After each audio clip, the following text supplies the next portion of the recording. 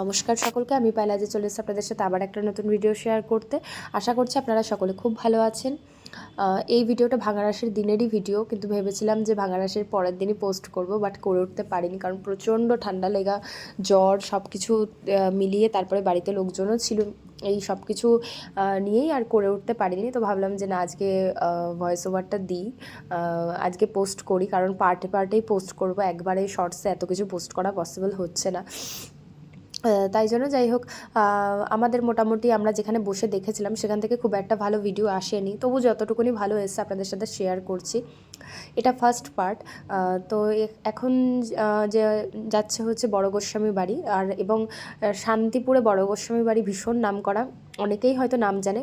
আর আমাদের এখানেই হয়তো এখনও মানে রায়রাজা বেরোয়, আর ছোট্ট ছোট্ট বাচ্চা মেয়েগুলোকে এত সুন্দর লাগে দেখতে। আর এবছর প্রচুর ছোট ছোট বাচ্চা মেয়ে সেজেছিল, যাদেরকে সত্যিই চোখ ফেরানো যাচ্ছিল না, এত মিষ্টি লাগছিলো, এবং তারা চুপ করে বসেছিল।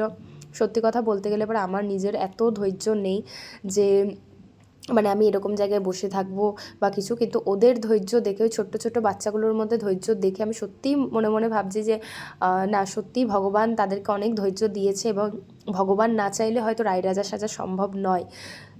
যাই হোক, ছোটো ছোটো বাচ্চাগুলো মেকআপ করে, এই যে বড় বড় মুকুট পরেছে, গয়না, ভারী গয়না, তারপরে মোমবাতি, কোনোটা যে লাইটের আলো, পোকা, সব কিছু উপেক্ষা করে চুপ করে বসেছিল। এটা সত্যিই অনেক বড় পাওয়া। এই যে আপনারা দেখতেই পাচ্ছেন, এই যে মোমবাতিগুলো, এগুলো কিন্তু সব অরিজিনাল মোমবাতি, এবং তার একটা কিন্তু ভাব থাকে, গরম ভাব থাকে। এই বাচ্চা এখানেও কিন্তু রায়রাজা আছে, এই যে ছোট্ট একটা রায়রাজা, সব বাচ্চা, ছোট্ট ছোট্ট বাচ্চা, যে এমন নয় যে কোনো এটা 20-22 বছরের মেয়ে, একদমই ছোট, 10 বছরের মধ্যেই হয়তো সবার বয়স।